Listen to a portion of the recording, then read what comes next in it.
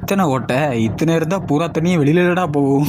Hello நண்பர்களே, எங்கள் கப்பல் பெர்த்திங் ஆன உடனே கேங்வே ப்ரிப்பரேஷன் எல்லாம் முடிச்சுட்டு ஃப்ரெஷ் வாட்டருக்கான ஷோர் கனெக்ஷனுக்கு வெயிட் பண்ணிட்டு இருந்த கொஞ்ச நேரத்திலே போர்ட்ல இருந்து ஆள் வந்துட்டாங்க. வந்ததும் அவங்க பண்ண வேண்டிய வேலையெல்லாம் பண்ணி முடிச்சுட்டு ஹோஸ் எல்லாத்தையும் ஸ்டாண்ட் பைல வச்சுட்டு போயிட்டாங்க. அதான் நமக்கு தேவையானபடி ஓப்பன் அண்ட் க்ளோஸ் பண்ணிக்கணும். எங்கள் சைடில் உள்ள ப்ரிப்பரேஷன் எல்லாத்தையும் கம்ப்ளீட் பண்ணதுக்கப்புறம் லோடிங் ஸ்டார்ட் பண்ணுறதுக்கு கிளம்பியாச்சு. நம்ம வால்வு ஓப்பன் பண்ண உடனே அங்கே வாட்டர் வந்துருச்சுன்னு சிக்னல் ப்ராப்பராக வந்துருச்சு. மீட்டரில் தண்ணி எவ்வளோ உள்ளே போயிருக்குன்றதை நம்ம செக் பண்ணிக்கலாம். இன்னைக்கு எங்களோட தேவை 80 மெட்ரிக் டன்.